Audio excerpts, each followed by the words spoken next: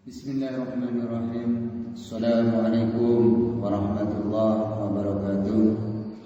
Alhamdulillah wassalatu wassalamu ala asrofil anbiya'i wal mursalin wa ala alihi washabbihi wa man tabi'ahum bi ihsanin illa yaumiddin, amma ba'd. Jamaah yang dirahmati Allah Subhanahu wa taala,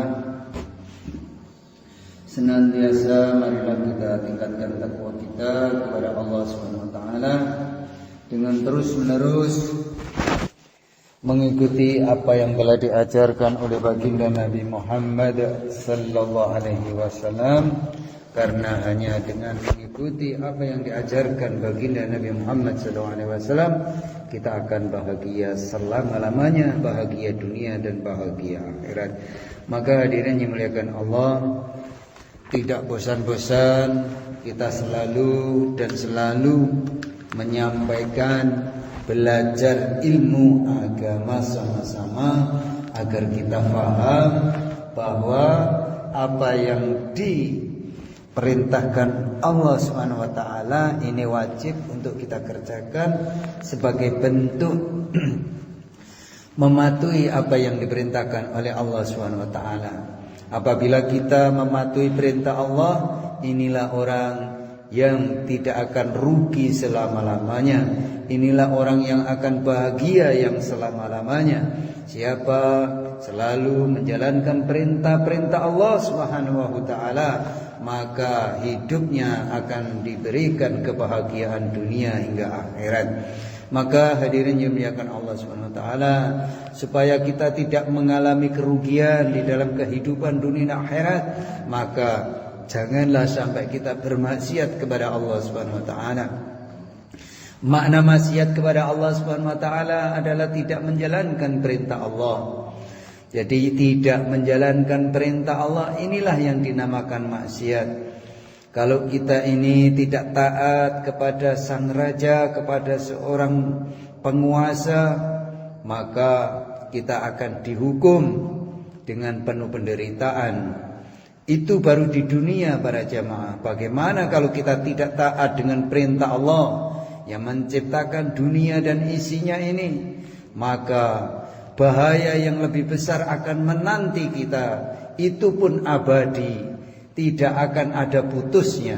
Sedangkan dunia ini hanya sesaat saja, penderitaan tidak sanggup untuk kita rasakan, tidak sanggup untuk kita rasakan dan rasakan. Bagaimana kalau kita penderitaan yang abadi, yang kekal selama-lamanya di akhirat? Maka para jamaah yang dirahmati Allah Subhanahu wa taala, Rasulullah sallallahu alaihi wasallam menyampaikan bahwa dakwah ini adalah wajib bagi setiap umat Islam. Siapa saja walaupun amalnya banyak tapi tidak perjuangkan agama Allah ini dengan terus belajar dan belajar, maka tidak diakui sebagai umatnya Nabi Muhammad sallallahu alaihi wasallam. Maka sangat penting mengadakan majelis-majelis ilmu ini para jamaah yang dirahmati Allah, agar kita diakui sebagai umatnya baginda Nabi Muhammad SAW, diakui sebagai orang-orang yang takwa, orang-orang yang mencontoh amalan daripada baginda Nabi Muhammad SAW. Maka jemaah yang dirahmati Allah SWT, pada kesempatan yang mulia ini saya akan menyampaikan tentang tema syukur nikmat. Jadi setiap nikmat ini harus kita syukuri para hadirin yang dimuliakan Allah Subhanahu wa taala. Karena apabila kita tidak syukuri, akibatnya akan sangat membahayakan diri kita dunia dan akhirat. Hendaknya kita senantiasa bersyukur kepada Allah atas nikmat yang sangat-sangat besar yang Allah berikan kepada kita, yaitu nikmat iman dan Islam. Seumpama kita mengetahui keagungan nikmat ini, maka tentu kita tidak akan bisa berhenti siang dan malam untuk mensyukuri nikmat yang Allah berikan kepada kita. Nikmat iman dan Islam adalah nikmat yang di dalamnya ada segala nikmat. Bila seorang dikasih nikmat iman dan Islam, berarti telah dikasih segalanya. Dunia akan menjadi baik, dan akhiratnya akan menjadi baik. Bila seorang dikasih nikmat iman dan Islam, berarti suatu saat seluruh cita-citanya, seluruh keinginannya, seluruh yang diharapkannya semua akan diberikan oleh Allah Subhanahu wa taala. Subhanallah, kalau kita ini diberi iman, diberi Islam, maka akan menjadikan diri kita ini bahagia yang selama-lamanya. Kalau orang diberi iman, maka mematuhi perintah Allah ini dengan gembira para jamaah. Kalau kita tidak diberi iman oleh Allah, meninggalkan agama bisa tersenyum. Padahal orang-orang yang meninggalkan agama itu mendaftarkan diri atas azab-azab Allah yang Allah berikan kepada umat yang minta diberi azab, yaitu dengan jalan tidak mengerjakan perintah Allah. Yang bisa dikerjakan hanya dunia, dan dunia inilah orang-orang yang celaka para jamaah yang dirahmati Allah Subhanahu wa taala. Mencari nafkah wajib, tapi lebih wajib lagi kita sisakan waktu 3 menit untuk menuju masjid, menjalankan perintah Allah dengan yadullah ma'al jamaah. Orang-orang yang dicintai Allah hanyalah orang-orang yang senang berjamaah. Jadi orang-orang yang tidak dicintai Allah adalah orang yang tidak senang berjamaah. Maka dengan begitu jelas Allah jelaskan di dalam Al-Quran, yadullah ma'al jamaah. Aku hanya senang, aku hanya ridho kepada orang-orang yang datang secara berombong-rombongan untuk amal agama ini, berjamaah amal agama ini. Inilah yang dapat membuat Allah Subhanahu wa taala bangga terhadap kita yang banyak mengamalkan agama dengan berjamaah. Maka hadirin dimuliakan Allah Subhanahu wa taala, bersyukur mengenai nikmat iman Islam ini, karena setan senantiasa berusaha untuk melupakan kita terhadap nikmat ini, sehingga kita tidak mensyukurinya dengan sebenar-benarnya. Dan bila nikmat ini tidak disyukuri, maka nikmat ini dalam bahaya karena bisa dicabut oleh Allah Subhanahu wa taala. Jadi kalau kita tidak amal agama, nikmat iman di dalam hati kita akan dicabut oleh Allah. Maka kalau nikmat iman ini sudah dicabut oleh Allah, inilah sangat bahaya dan sangat membahayakan bagi kehidupan kita. Ketika ada nasihat disampaikan tidak masuk di dalam hati, bahkan malah tidak senang dengan dakwah, dengan nasihat-nasihat agama. Inilah musibah yang sangat besar para jamaah. Apabila agama disampaikan, hati kita tidak merasa senang, hati kita malah merasa benci, inilah sesungguhnya iman dicabut oleh Allah di dalam diri kita.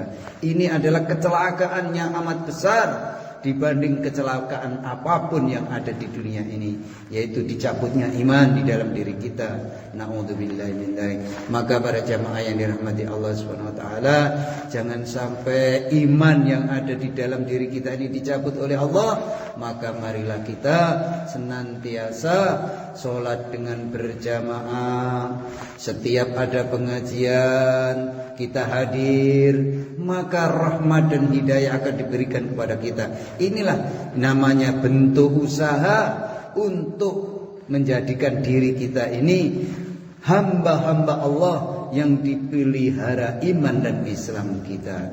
Kalau iman dan Islam ini sudah ada di dalam diri kita, ini sudah cukup, maka semuanya akan diberi kebahagiaan oleh Allah Subhanahu wa taala.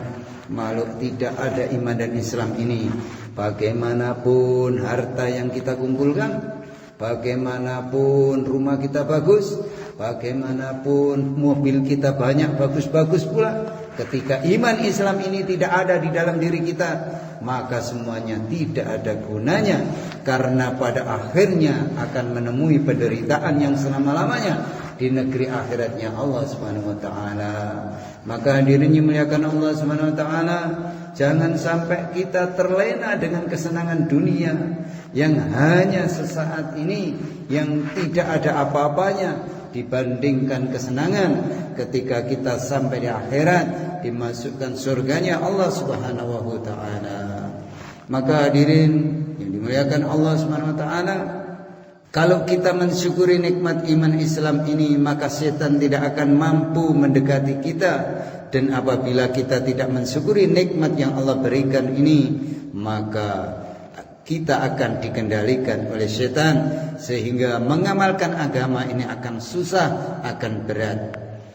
Maka hadirin dimuliakan Allah Subhanahu wa taala, sebelum iman ini dicabut oleh Allah Subhanahu wa taala, maka terus dan terus menerus jangan sampai bosan-bosan menjalankan sholat dengan berjamaah. Setiap ada majelis kita hadir di dalamnya, maka kita akan ditambah-tambah nikmat kita oleh Allah Subhanahu wa taala. Tetapi bila nikmat ini kita syukuri dengan sebenar-benarnya para jamaah, maka nikmat ini akan ditambah oleh Allah, akan ditambah lagi dan ditambah lagi oleh Allah Subhanahu wa taala. Siapa mau bersyukur, la in syakartum la azidanakum wa la in kafartum. Siapa yang mau syukur kepada nikmat ini, maka aku akan tambah dan tambah lagi. La in syakartum la azidanakum wa la in kafartum inna adzabil syadid. Kalau kamu tidak mau bersyukur, tidak mau bersyukur kepada Allah, maka ingat bahwa azabnya Allah itu sangat pedih adanya. Itulah Allah ceritakan dalam Al-Quran begitu gamblang dan jelas. Maka ini harus disampaikan terus menerus, diulang dan diulang, supaya nancep dalam hati kita, sehingga kita ini akan menjadi hamba-hamba Allah yang diridhoi oleh Allah Subhanahu wa taala. Maka hadirin dimuliakan Allah Subhanahu wa taala, seumpama kita tahu keagungan nikmat iman dan Islam ini, tentunya nikmat ini akan lebih kita cintai dari seluruh nikmat yang ada di dunia ini. Akan kita hargai melebihi sesuatu yang ada di dunia ini. Jadi kalau kita ini ngerti nikmatnya iman, maka seluruh kenikmatan dunia ini tidak ada harganya kecuali adalah nikmat iman Islam ini. Maka berbahagialah bagi para jamaah yang sudah diberi iman kemudian menjalankan sesuai yang dicontohkan baginda Nabi Muhammad SAW, maka mereka patut bahagia yang selama-lamanya di surganya Allah Subhanahu wa taala. Karena ini nikmat yang besar, nikmat bila kita syukuri, kita akan menjadi kekasih-kekasih Allah di dunia ini dan menjadi raja-raja di surganya Allah Subhanahu wa taala. Itulah para jamaah, hadiah yang diberikan oleh Allah Subhanahu wa taala. Setiap amalan yang kita kerjakan, kita dibuatkan rumah di surga, dibuatkan kerajaan di surga yang luasnya 10 kali lipat bumi ini. Itulah tempat tinggal kita, dan segala kemewahan akan diberikan oleh Allah Subhanahu wa taala yang di dunia ini kita tidak dapatkan. Ketika kita amal agama dengan sungguh-sungguh, maka semua kebahagiaan akan kita peroleh di surganya Allah Subhanahu wa taala. Maka inilah yang namanya rukun iman, harus kita yakini. Yakin akan adanya hari kiamat, yakin akan adanya akhirat. Maka kalau ini tidak kita yakini, maka Islam kita menjadi batal. Jadi para jamaah yang dirahmati Allah Subhanahu wa taala, apa yang disampaikan oleh baginda Nabi Muhammad SAW harus kita yakini, karena rukun iman diantaranya adalah percaya kepada Rasul-Rasulnya Allah. Maka para jamaah yang dirahmati Allah Subhanahu wa taala, kita bersyukur kepada Allah juga di atas karunia terbesar lagi, yang sangat-sangat besar lagi yang Allah berikan kepada kita, yaitu kita dijadikan oleh Allah menjadi umatnya Rasulullah. Kita dijadikan umatnya Nabi ini saja sudah bersyukur luar biasa para jamaah. Kenapa? Karena sebagai umatnya Nabi Muhammad SAW ini amalnya sedikit, tapi dihitung seperti ngamal ribuan tahun. Maka janganlah berputus asa dari rahmatnya Allah Subhanahu wa taala. Sebesar apapun dosa kita, seburuk apapun perilaku kita, jangan sampai kita meninggalkan sholat. Karena kata Nabi, ya Rasul, ada seorang fulan, si fulan ini tiap hari mencuri, tetapi dia juga rajin sholat. Tiap hari dia berzina, tetapi dia juga rajin sholat. Apa jawabnya Nabi? Dengan sholatnya itu Allah akan perbaiki keburukan-keburukannya menjadi kebaikan. Maka sebelum kita menjadikan diri kita ini ditutup, dicabut nikmat iman ini, maka seburuk apapun kita, tetaplah jangan tinggalkan sholat, karena sholat akan mencegah dari perbuatan keji dan mungkar. Inna sholata tanha anil faksha wal mungkar. Sesungguhnya sholat itu bisa mencegah kemungkaran, kebatilan. Jadi kalau kita sholat belum bisa menjadi baik, maka harus berdoa kepada Allah Subhanahu wa taala.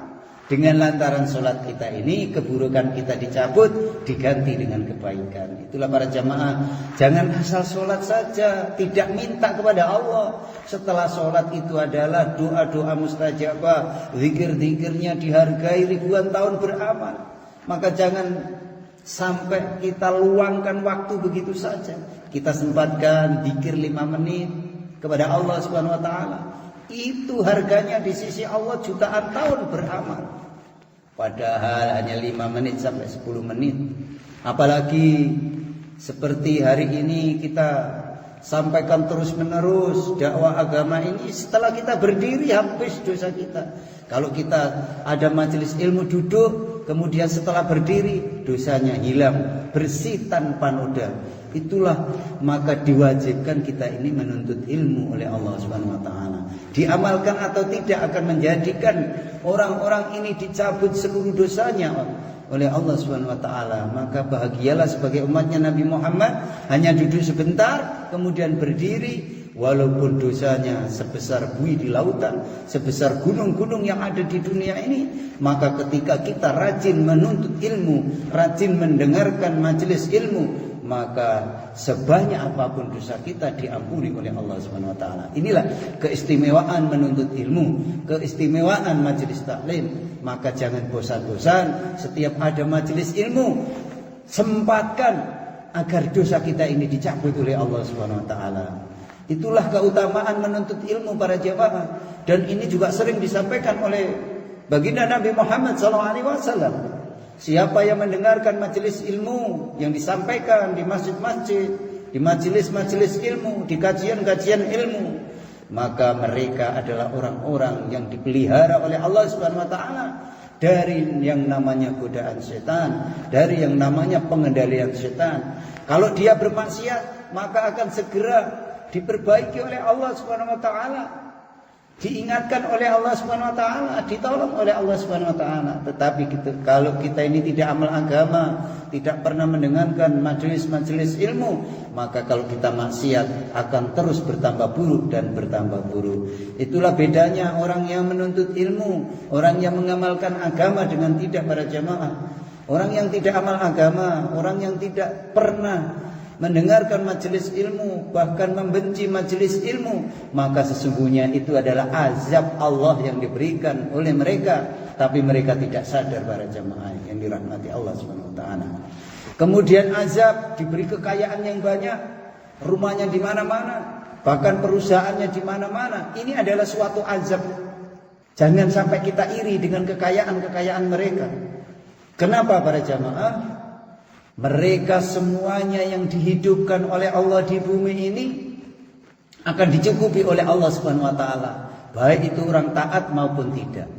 Bedanya dia diberikan di dunia tapi tidak diberikan di akhirat. Pada akhirat kekal abadi yang selama-lamanya.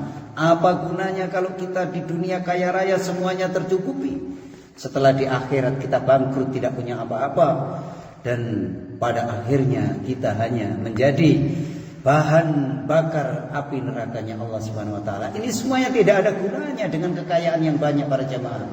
Maka untuk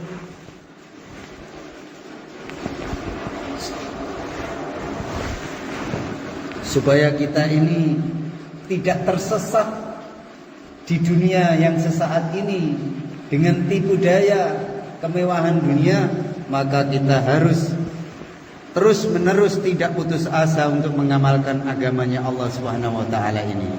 Maka hadirin dimuliakan Allah Subhanahu wa taala, hakikatnya kita senantiasa bersyukur kepada Allah atas nikmat yang sangat-sangatlah besar yang Allah berikan kepada kita. Hadirin yang dimuliakan Allah SWT, umat ini akan menjadi umat yang pertama masuk surga setelah para nabi dan para rasul. Jadi sebelum kita ini umatnya Nabi Muhammad ini semuanya masuk surga.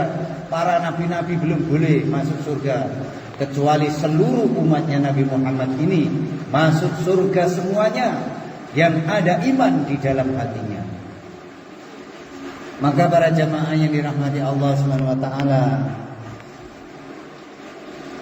saya mengingatkan kepada diri saya sendiri untuk senantiasa mengingat-ingat bahwa dunia ini tidak lama. Akhirat abadi yang selama-lamanya ini harus kita pikirkan agar di akhirat ini tidak mengalami penderitaan yang panjang. Maka kita terus menerus jangan berputus asa untuk mendakwakan agamanya Allah Subhanahu wa taala.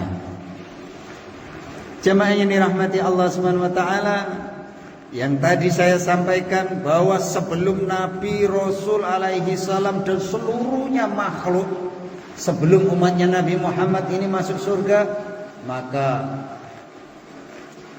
para nabi dan umatnya belum boleh masuk surga kecuali umatnya Nabi Muhammad SAW sudah masuk surga semuanya. Siapa yang mau masuk surga, yaitu mengikuti amalan baginda Nabi Muhammad SAW. Tapi orang yang tidak mau mengikuti amalan baginda Nabi Muhammad SAW, maka mereka akan mengalami penderitaan yang panjang. 1 hari saja sama dengan 1000 tahun di akhirat.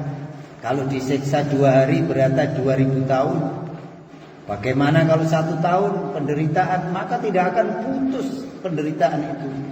Maka para jamaah yang dirahmati Allah Subhanahu wa taala, Allah sudah sampaikan, maka harus kita perhatikan apa yang dikabarkan oleh Allah Subhanahu wa taala lewat malaikatnya, disampaikan kepada nabinya hingga sampai kepada telinga kita sampai hari ini. Semuanya adalah nasihat-nasihat dari para nabi dan para rasul, diteruskan ulama, tabi'in, kiai, ustadz-ustadz. Maka semuanya itu adalah kabar dari Allah Subhanahu wa taala yang harus kita taati. Jemaah yang dirahmati Allah Subhanahu wa taala, sehingga nabi dahulu pun ada sebagian yang menginginkan untuk menjadi umatnya nabi. Bahkan nabi-nabi dulu itu ingin menjadi umatnya nabi karena keistimewaan yang diberikan Allah kepada umatnya Nabi Muhammad SAW ini. Bahkan malaikat saja ngiri ingin jadi umatnya Nabi Muhammad SAW. Maka hadirin yang dimuliakan Allah, kita syukuri perkara ini. Kita syukuri hubungan kita dengan Rasulullah SAW. Sekarang orang merasa gembira, merasa bangga dengan hubungannya dengan orang-orang dunia. Kalau kita berhubungan dengan presiden, bangga. Tetapi hadirin yang dimuliakan Allah SWT, kita juga berbangga kalau kita bisa berhubungan dengan bupati dan para pejabat-pejabat yang lain. Tetapi kita harus lebih gembira kalau kita bisa berhubungan dengan Allah, berdialog dengan Allah, yaitu dengan sholat 5 waktu dengan berjamaah. Orang yang beriman bangga dengan hubungannya dengan Allah dan Rasulnya. Jadi orang yang beriman itu bangganya kalau bisa berhubungan dengan Allah dan Rasulnya. Kalau berhubungan dengan makhluk-makhluk dunia ini tidak ada kebanggaan sama sekali, karena tidak bisa menolong kelak di akhirat. Maka bangganya orang beriman adalah bangga kepada Allah dan bangga hubungan dengan Rasulullah SAW. Bangga dengan hubungannya dengan Nabi mulia baginda Nabi Muhammad SAW. Seluruh hubungan-hubungan dunia, seluruh hubungan-hubungan yang didasari dunia suatu saat akan habis para jamaah. Jadi hubungan apapun yang ada di dunia ini akan habis, akan sirna, yaitu dijemput dengan kematian. Putus, tidak ada gunanya. tetapi hubungan agama ini dengan Allah terus menerus sepanjang masa, tidak akan ada putusnya. Maka jangan sampai kita meninggalkan agama yang Allah berikan kepada kita. Hubungan yang didasari hubungan kepada Allah dan Rasulnya, hubungan ini akan kekal abadi selama-lamanya. Kalau kita hubungan dengan Allah, hubungan dengan baginda Nabi Muhammad SAW ini akan kekal abadi. Kalau kita hubungan dengan manusia akan putus, akan habis, karena dunia ini hanyalah sesaat. Untuk itu para jamaah yang dirahmati Allah SWT, hubungan yang didasari karena cinta kepada Allah dan Rasulnya ini akan kekal abadi. Nanti di kubur kita akan menjadi penerang di kubur kita, akan kekal di padang mahsyar, tidak akan mengalami penderitaan. Jadi perjalanan kita sebelum nyampe akhirat, di kuburan dulu, kemudian padang mahsyar, akan kekal sampai di akhirat selama-lamanya. Jadi perjalanan itu amat panjang. Kalau kita tidak siapkan sejak saat ini, maka kita akan mengalami penderitaan yang selama-lamanya, penderitaan yang tidak akan ada habisnya, penderitaan yang tidak akan ada putusnya bagi orang-orang yang meninggalkan agamanya Allah SWT. Maka mumpung belum penderitaan yang abadi yang kekal ini kita alami, maka marilah kita berbondong-bondong untuk memenuhi masjid kita ini, sehingga masjid kita ini akan menjadi asbab hidayah, menjadi asbab kita dimasukkan surganya Allah SWT. Maka sepantasnya hubungan ini kita jaga yang sebenar-benarnya para jamaah. Hubungan Allah dan Rasulnya ini harus kita jaga jamaah, supaya kita ini selamat, selamat dunia, selamat akhirat. Yaitu dengan kita syukuri hubungan iman Islam ini melebihi semua hubungan. Jadi umat Islam ini harus kita jaga betul-betul, jangan sampai lepas di dalam diri kita ini. Maka jamaah yang dirahmati Allah Subhanahu wa taala, maka kita harus bersyukur kepada Allah karena Allah Subhanahu wa taala telah memberikan kepada kita sebaik-baiknya kitab, semulia-mulianya kitab. Maka harus kita jaga. Siapa ingin sehat terus-menerus, matanya diberi bening, maka setiap hari minimal membaca 1 ayat sampai 100 ayat, maka akan dijaga kesehatan matanya, kesehatan lesannya, kesehatan jasmaninya oleh Allah Subhanahu wa taala. Karena Quran adalah obat. Semulia-mulianya Al-Quran harus kita baca, bukan kita taruh di lemari. Satu-satunya kitab di langit yang masih asli di dunia ini yaitu Al-Quranul Karim. Maka hendaknya kita perhatikan, ini adalah kitabnya Allah, harus kita pelajari, kita amalkan dan kita ajarkan kepada anak-anak kita. Maka sebagai orang tua, ajarkan Al-Fatihah dari lisan kita. Kenapa harus kita yang mengajarkan pertama kepada anak-anak kita?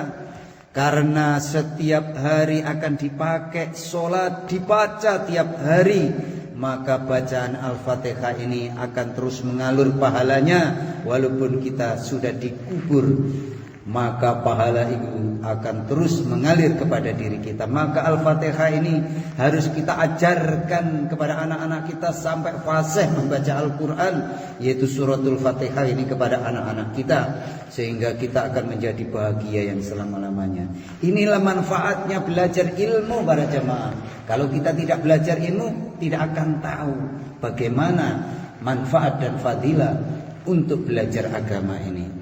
Maka hadirin dimuliakan Allah, inilah ilmu yang sebenarnya, inilah ilmu yang terbesar yang Allah turunkan dari langit ke bumi ini, yaitu Al-Quran harus kita pelajari.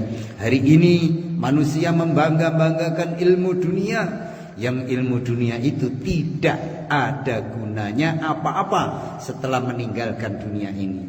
Bagaimanapun tingginya ilmu dunia, tidak akan ada manfaat, tidak akan bisa dibanggakan sedikit pun kalau kita nanti sudah lepas dari dunia ini, putus dari dunia ini, maka semuanya akan hilang tanpa ada bekas dan tidak ada gunanya, kecuali hanya amal agama yang bisa menghibur kita, yang bisa menjadi bekal kita untuk kebahagiaan hidup di akhirat yang selama-lamanya. Maka ilmu itu harus kita cari, maka ilmu itu harus kita pelajari. Ilmu itu yang bisa membahagiakan kita adalah ilmu agama. Kalau ilmu dunia akan terputus setelah kita meninggalkan dunia ini. Kalau ilmu agama kita bawa sampai ke liang kubur, sampai negeri akhiratnya Allah Subhanahu wa taala. Maka para jamaah yang dirahmati Allah, jangan bosan-bosan untuk belajar ilmu agama ini. Dimanapun ada ilmu agama disampaikan, alhamdulillah kita ada lahan untuk menghapus dosa. Maka saya akan duduk di dalam majelis itu agar dosa saya dicabut oleh Allah Subhanahu wa taala. Inilah kalau orang ada iman di dalam hati, setiap kegiatan agama pasti gembira, tersenyum dengan bahagia ketika ada suasana agama diadakan di majelis-majelis ilmu. Para jamaah yang dirahmati Allah Subhanahu wa taala, maka ini ada ilmunya para nabi, para jamaah. Jadi yang kita pelajari adalah ilmunya para nabi, para rasul, ilmu dari langit, ilmu kitabullah. Ini kalau kita tidak pelajari, betul-betul kerugian yang sangat besar.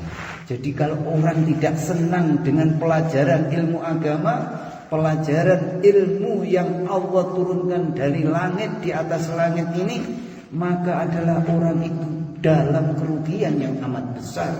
Karena ilmu ini adalah dari Allah, diturunkan kepada malaikat, kemudian disampaikan kepada para nabi dan rasulnya, sehingga sampai saat ini bisa kita sampaikan kepada umat seluruh alam. Inilah yang harus kita terus pelajari tanpa putus asa, dengan terus gembira mendatangi majelis ilmu, sehingga Allah berikan keridhaan kepada kehidupan kita. Inilah para jamaah yang dirahmati Allah, harus terus kita dengung-dengungkan yang namanya pembelajaran ilmu agama ini, agar kita ini tidak tertipu dengan kesenangan dunia yang sesaat, yang tidak ada gunanya ketika kita meninggalkan dunia ini. Maka para jamaah, supaya kenikmatan ini tidak putus, maka kita harus amal agama dengan sungguh-sungguh. Itu yang namanya dinamakan nikmat, syukur nikmat atas pemberian Allah Subhanahu wa taala.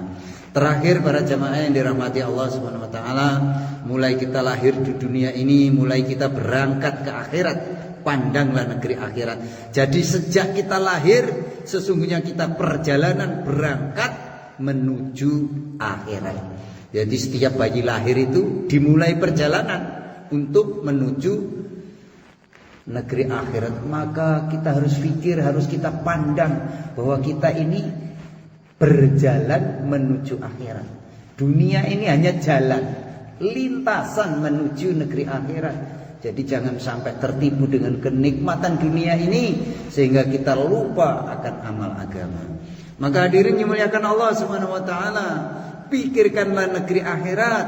Kata Rasulullah, negeri akhirat harus kita pikir biar kita tidak tertipu dengan dunia. Menangislah kepada Allah untuk kepentingan akhirat kita.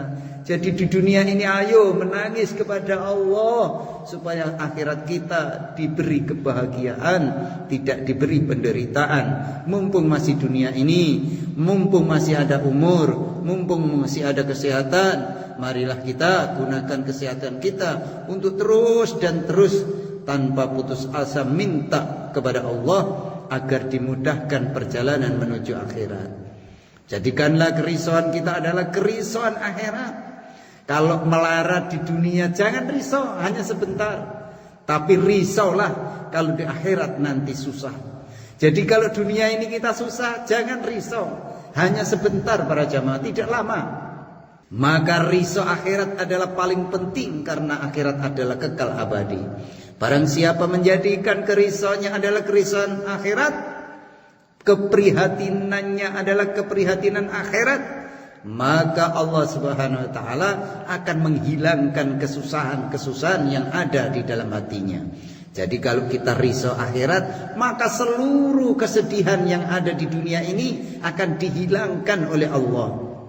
Barang siapa menjadikan keprihatinannya adalah urusan dunia, maka Allah sudah tidak akan peduli lagi. Jadi kalau kita risau hanya kepada dunia ini, Allah akan biarkan kita, tidak akan ditolong kita ini.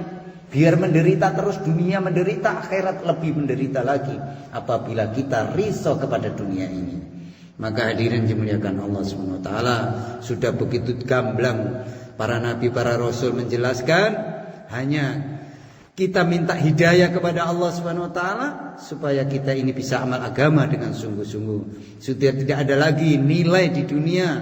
Semua amalan dunia tidak ada artinya kalau kita tidak fikir akhirat. Maka hadirin dimuliakan Allah Subhanahu wa taala, mumpung masih diberikan kesehatan, maka harus kita gunakan untuk amal agama dengan sungguh-sungguh. Supaya kita ini ada nilai di sisi Allah. Kalau keprihatinan akhirat, cita-cita kita adalah akhirat, maka semua kerisauan dunia akan hilang, semua kesusahan dunia akan hilang apabila kita risaunya kepada akhirat. Demikianlah para jamaah yang dirahmati Allah Subhanahu wa taala tentang nikmat, syukur nikmat ini. Mudah-mudahan dengan penjelasan ini kita menjadi lebih bahagia apabila Allah panggil dengan suara adzan untuk menghadap berdialog kepada Allah, berbondong-bondong, anak, istri, semuanya dibawa ke masjid untuk menjalankan sholat berjamaah. Karena Allah kabarkan, aku hanya senang kepada yadullah ma'al jamaah, orang-orang yang selalu berjamaah. Inilah yang disenangi oleh Allah Subhanahu wa taala. Maka kita ajak seluruh keluarga kita untuk ke masjid menjalankan ibadah. Demikian, kurang lebihnya mohon maaf. Marilah kita tutup majelis kita dengan doa akhir majelis. Subhanakallahumma wa bihamdika asyhadu an la ilaha illa anta astaghfiruka wa atubu ilaik. Wassalamualaikum warahmatullahi wabarakatuh. مولاي صل وسلم دائما أبدا على حبيبك خير الخلق كلهم هو الحبيب الذي ترجى شفاعته لكل هول من الأهوال المتهم يا ربي بالمصطفى فلك مقاصدنا واغفر لنا محمد يا واسع الكرم.